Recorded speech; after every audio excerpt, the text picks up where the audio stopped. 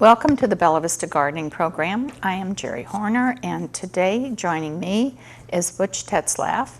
He's the owner of the Bluebird Shed and Bella Vista, and the subject we're talking about today is our fine feathered friends. And we're going to learn how important birds are to our gardens, and we're going to learn a lot about birds today. And we will also be discussing things to do in your garden. There's not a whole lot to do in June, or July rather, instead of watering and weeding, but that's what we're going to talk about, what you need to do. And there aren't very many gardening activities going on in July. It's a little warm, but you can check with Crystal Bridges and the Botanical Garden of the Ozarks. Check their websites. They may have some activities going on, although they may be a little limited. But you know, check those websites out. But today, I want to welcome Butch to the show. He hasn't been here before, and I don't know why, because you know, birds are so important to our gardens, and we're just going to be talking about birds. But I'd like to have Butch give us a little background, like his prior life before moving to Bella Vista, and kind of give us the background. Yeah, thank you, Geri. Thanks for having me on the show. Yeah, my background is actually ornithology. I did master's work in ornithology at Illinois State University. I like to say 100 years ago, but honestly it was about 30 now, so it's been quite a while. But that's how I got started in birds. I got started back when I was an undergrad.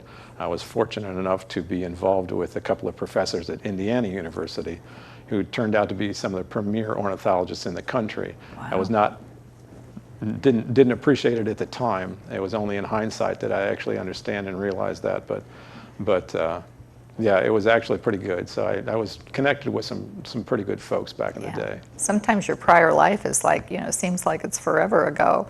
But we're just so glad you're here and sharing all your knowledge about birds. So, but the one thing we want to talk about was the insect control that the birds take care of. You know, they take care of a lot of our bad insects, and we don't have too many bad insects, but they do collect insects for their babies and for their protein, right? Yes, they certainly do.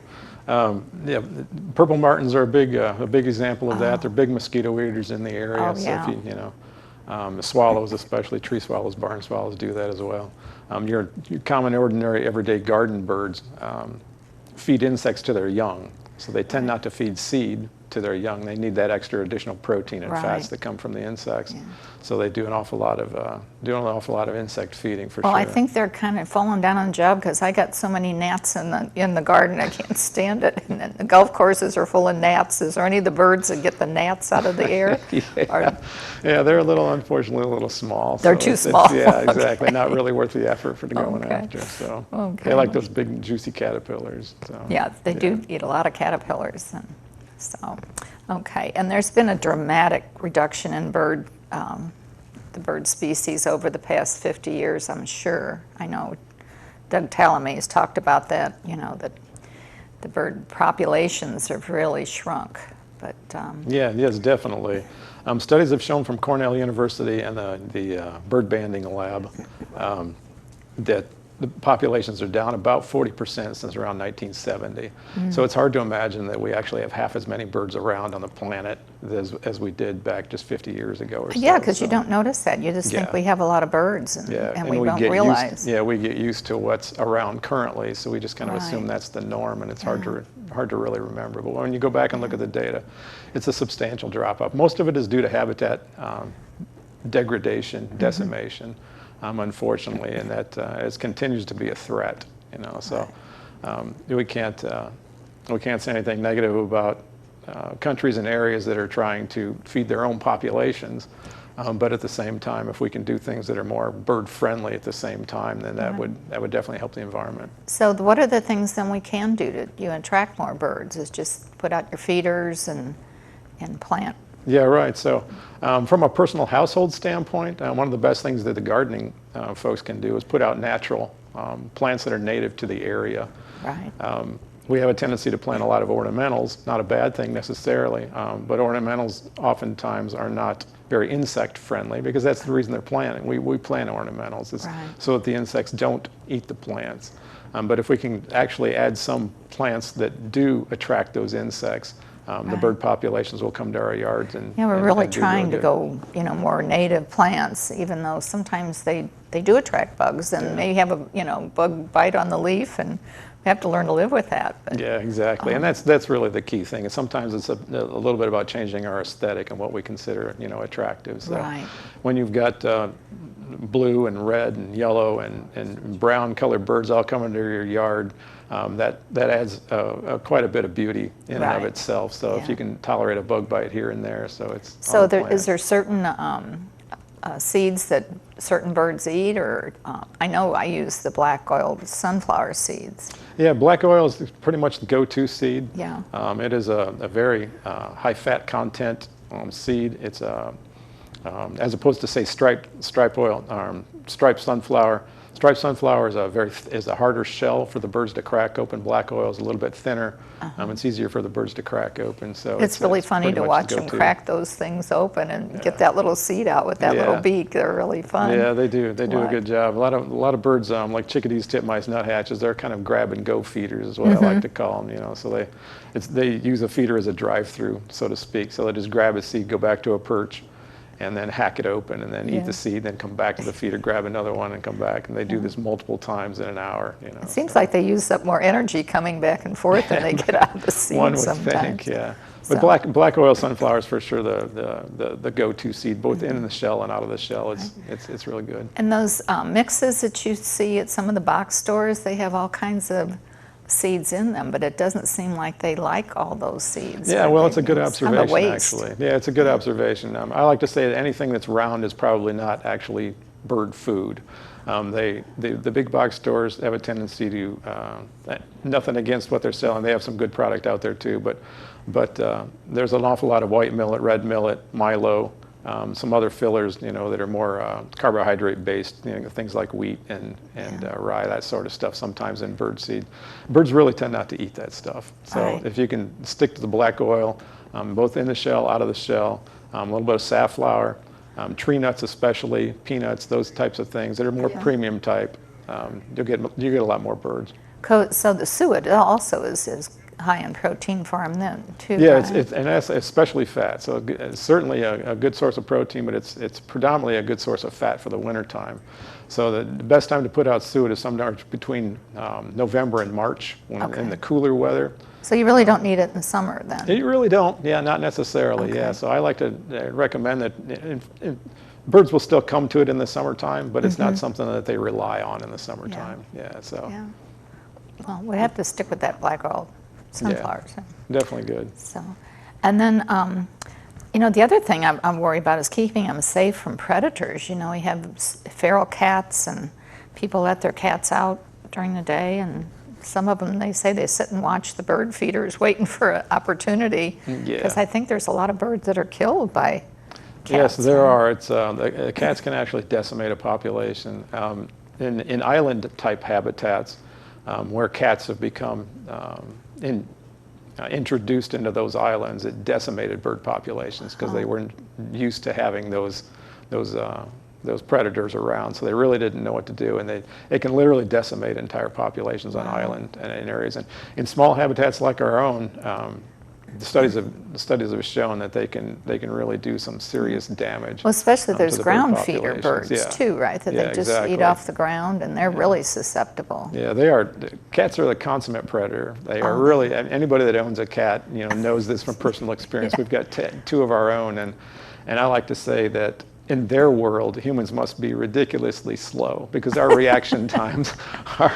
We just must move in slow motion to their eyes because they can just, go out, reach out, and grab something really fast. Incredibly quickly. Yeah, exactly. So they tend not to be egg eaters, but they will be able to just pounce on a bird inadvertently.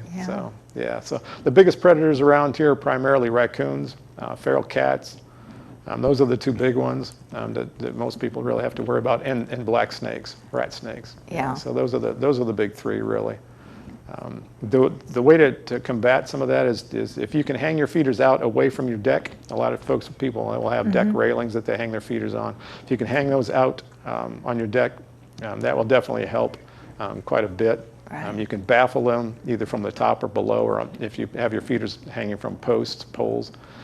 You can keep the squirrels and raccoons from climbing the baffles. Snakes are a little harder to deal with, unfortunately, because a lot of times those things can get rather large and they can go right around a baffle that we put on our feeders. So Right.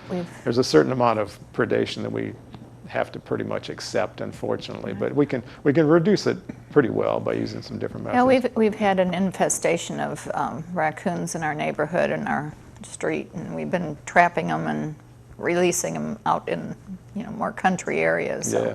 I think we had 10 or 12 this past couple weeks. Yes, it's not uncommon. So we've had to take the feeders in at night.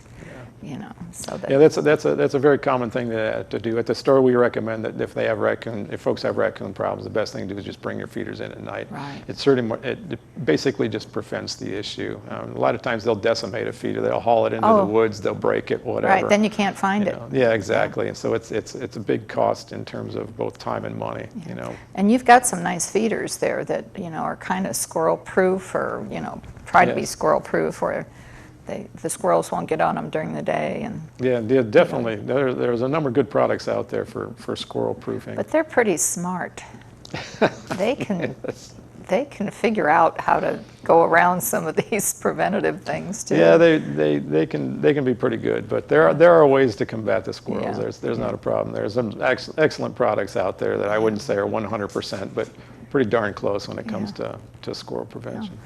And then also on the you do the backyard bird count once a month now, and I think you've been Yes. doing that for 6 months. It's been a while now, yeah. So we started the backyard bird count a year ago, April. So it's actually we're on our 14th month of doing this. It was in response to trying to determine what is typically happening in October and November. We noticed anecdotally, we'd been keeping track in our own yard every week. We do a bird count in our own yard personally, and we've been doing this for a number of years. And we discovered that in around October, November time frame, there was a lull. Oftentimes we just have 1 or 2 birds literally in a day, and it was pretty scant. So I posed the question to a listserv out there at the University of Arkansas, which goes all over the state of Arkansas. And there were a number of different possibilities that people were speculating was the reason there's this lull. Well, I got interested in trying to find out whether it's actually pervasive. Folks in Arkansas seem to say, yeah, it's happening in my feeders too. But what I really wanted to do was collect some hard data, publishable data, and perhaps to find out whether this lull is actually happening. It turns out it seems like it is. We've got, like I said, 1 year worth of data now. We're going to do this for a full 2 years for sure. But the backyard bird count, we can continue on. But what I do is concurrently with the backyard bird count, which are homeowners' involvement. So we have about 30 to 40 homeowners every month counting the birds in their backyard in a special way. We have a special form and a special protocol involved with doing this, so everybody's counting exactly the same way. And I have 30 points around Bella Vista that I stop at and do a 5-minute, what's called 5-minute point count. And I do that concurrently. So it takes me about 5 hours to do. Wow. Yeah, on a Saturday. I usually run a Saturday, Sunday, depending on the weather. But I've been doing that one as well to find out if we can correlate what I find in the field with listening, basically, with what people are finding at their feeders. And so that's another kind of study that's going on at the same time. Right. But the goal is to find out whether this lull actually exists and then to go through and try and do some experiments to actually explain it. Well, it seems like I have a lull every time it's the weekend to count the birds, because I've been counting the birds for a while, and for some reason they're there on Friday and they're there on Monday, and on Saturday and Sunday they just disappear for me. Yeah, that's a strange coincidence. It really is kind of funny. You'd be and surprised. it wasn't just me. My brother and my sister-in-law were visiting for a couple of weeks, and I said, oh, this is a bird count weekend. And so we saw birds on Friday, and then Saturday, Sunday, there's hardly any birds out there. I said, where did the birds go? Yeah. I think they just know I'm spying on them or Watching, something. yeah. I don't know. It's strange. Good question. It's funny how many customers and people involved with the bird count actually say that happens. So it's purely coincidental, of course. Yes, I'm sure it's a coincidence. It just seems kind of strange they disappear. So, But it is fun to do, and you do learn a lot about the birds, 'cause sometimes I wasn't sure what a bird was. I have to get the bird book out and see what it is, because there's so many different sparrows and different, species that you don't see you don't pay attention. Yeah, right. That's the thing, makes you pay more attention to what's out there. So. Yeah, I like to say the more you look, the more you see. It's so a the fun more activity. You find. And then also you're banding birds too, I understand. Yes, we've got some great projects going on. Because my background is in ornithology. For me personally, merely bird watching, while it is fun and I enjoy it, the whole research scientific aspect is certainly my passion. So as a consequence, I got to know some folks down at the University of Arkansas. And one in particular, Dr. Jen Mortensen, she took a side step into some herpetology research for a while, but she was interested in getting back into birds. And because the Bluebird Society is up here and has almost 600 nest boxes now. Right. I told her, I says, this place is a prime for an opportunity for research. The infrastructure is already set up. You wouldn't have to spend any money at all doing that. It's pretty much just walk in, talk to the Bluebird Society, let them know what we're thinking about doing, propose a plan to them, and see if they'll allow us to use some of their boxes, for that research. So, so Jen and I have partnered up to do some pretty substantial research. It's pretty much going on 12 months out of the year now, but different projects that are all pretty much related together. Well, the Bluebird Society, ever since we've lived here, I mean, I've always said that Bella Vista is a bluebird capital of the world. We've got so many bluebirds per capita that no other city has. So it is. It's a pretty unique environment in that respect. The Bluebird Society has been going on for 40 years, and in fact, they're celebrating their 40th anniversary this year. Right. This summer. They've fledged almost 50,000 baby bluebirds in that time frame, and it is pretty amazing. The box count has continued to grow over time, and the organization is doing a very good job in terms of. Well, I was so impressed because we moved here to play golf, and on the golf courses at the 150-yard markers, there's bluebird houses on each side of the fairway. So there's been a lot of bluebird houses on the golf courses for many years. So. Yeah, right, exactly. And in fact, that's how it started out. They put them out as yardage markers, and then they pretty much expanded out. So now they're all over the place. We've got them at Loch Lomond Park. They're at the cemetery, a couple of churches around town, some private properties around, places like Concordia. They're scattered around quite a bit. So yeah, we are doing some banding out there. The banding is part of the research. It allows us to uniquely identify an individual bird in case we sight it again. I've got some examples here. Okay. I do have a bird banding permit, just to let you know, the public know. It does require a federal and state permit in order to do this. I'm the only one with a federal permit in this area, in the four county area, northwest Arkansas, that is allowed to band birds. Don't know how close you can zoom in on things, but this is what we call a size 1B band. It is specifically for bluebirds. There are other species that will use this 1B as well, like tufted titmice, for example. It's a split collared band, so it looks pretty much like this. Okay, so you open it up with a pair of pliers. I've got those here, and if you can see the little projection that's on the side of these pliers here, it allows you to open up that split. And then once it's open like this, you put it on the tarsus of the bird's leg around. It basically functions like a bracelet. And then there's these openings here that basically clasp it back together. So you can see that there. But then it functions as a bracelet. It'll move up and down on the bird's leg. It doesn't harm them at all. Millions and millions of birds have been banded in this way. And they're kind of silver? Is that what Yes, these are Silver Fish and Wildlife Service bands. So I've never seen a bird with a band on it, but I guess I've never looked. So I'm going to have to pay more attention. Yeah, it's really not common that you would actually see one just randomly, because there's just not that many relative to the bird population in general. But we have been color marking nestlings this year as part of the research. We've got over 260 color banded nestlings out there now that are just in and around Bella Vista. Hopefully we'll respot those. We've done personal private homeowners' yards, and the birds are coming back to their feeders regularly, and they're getting their binoculars and photos. It's pretty fascinating to be able to recite these guys, and they're really helping us out quite a bit. That's amazing. One of the things we're studying is how long they stay with their parents and before they disperse off their natal territories. But they go, you know, several miles away, or would they just kind of stay locally where they were hatched? And Yeah, exactly. raised? So that's one of the things we're trying to find out is that this is color bands. What I'm holding here is it's an orange color band, and we've got blue also here as well. We were using 7 different colors on our birds, and that gives us 1,176 different possible combinations so that we can band 1,176 unique birds so that we can recite them through binoculars again. But yeah, the homeowners are starting to see them, and we'll see them out in the field as well. You just know which colors you see on which legs and over and under, that kind of thing, you know, because it's sequence dependent. But yeah, it's really pretty fascinating and wonderful to see that the birds are sticking if any around. of our viewers would see a bird with a band on it, they should try to take a picture. Definitely, yeah. And let you know what they Yeah. saw, send you the picture. Yeah, definitely, because let us know the date that you saw it and where.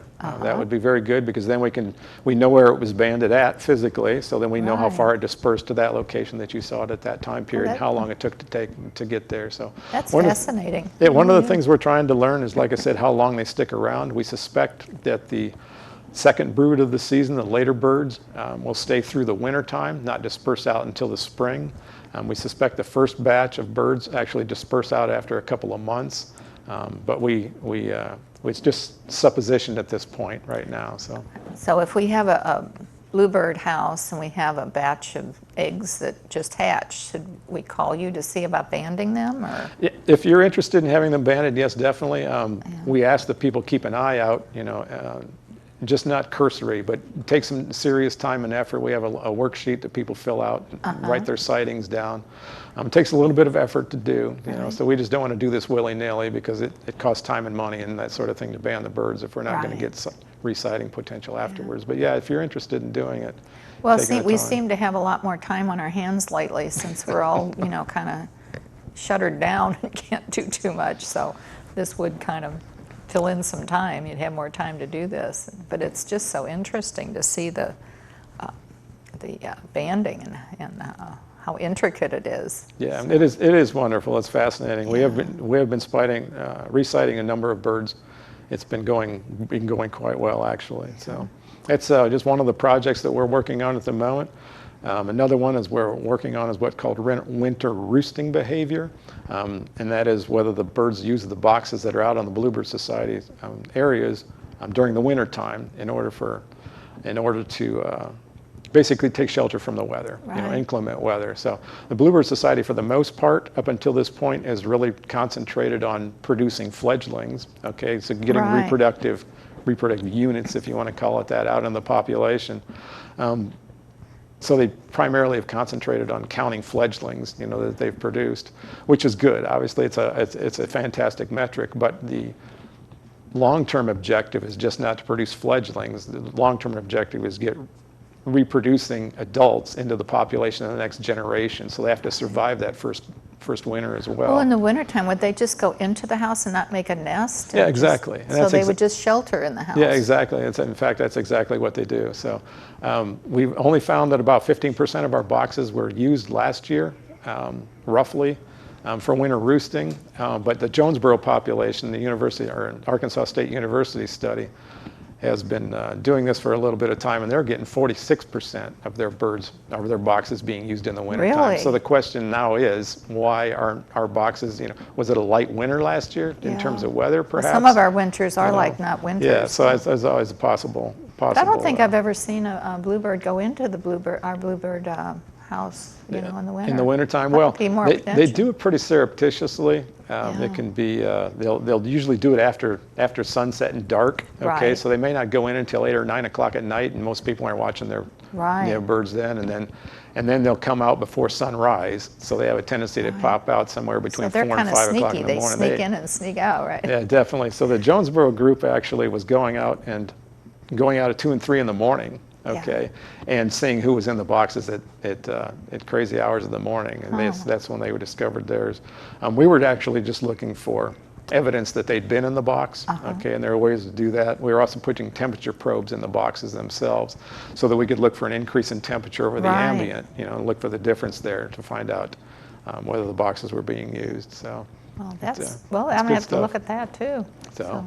But the third project that we're actually involved with is a migration research project.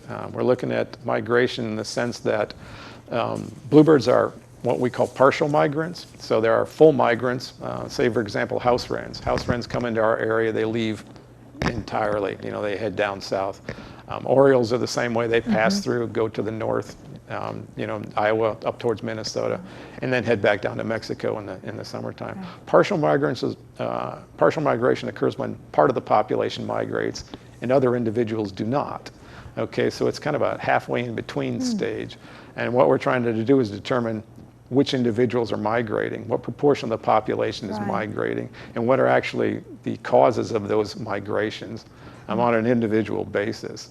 So we're trying to figure out which birds are migrating and why, and what the differences are there. So. Well, we've got a lot to learn about birds, so we got a good start here with you helping. So yeah, it's been good. Appreciate it. Well, we appreciate that. And the other thing we need to talk about is what to do in your garden in July. We've ran out of rain apparently, and now we're in a drought situation, so you have to, water smartly and use your drip irrigation, excuse me, and just water in the morning or the evening and keep the plants hydrated. You got to deadhead your annuals, keep them deadheaded, they don't get leggy. Perennials, pinch back your mums till about mid-July, and lawns require about an inch of water a week. And all of the things that you need to do in your garden for the month of July are on our website, so you can always refer to the bellavistagardenclub.com on the website, and it'll kind of give you hints what to do in your garden for the month. So, and if you have more questions about gardening, there is the BentonCountyGardening.org website. They've got a lot of information, and the Bella Vista Garden Club website, bellavistagardenclub.com.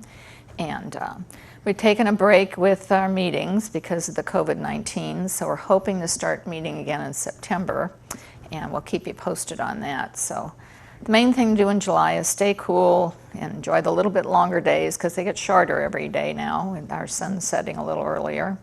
And I thank you, Butch, for coming today and sharing all this knowledge about birds. We're just, it's just a fascinating subject, and we're going to have to be more aware of what the birds are doing in our gardens. So, and they're fun to watch. So, and I hope you'll come back and share more information after you get more statistics. So, Oh yeah. Because it's an ongoing project. Yeah. Well, thanks. Yeah. Thanks for having me, Jerry. Appreciate it. You're welcome. And I hope you enjoyed the show and that you will tune in next month. And until then, don't forget to stop and smell the roses.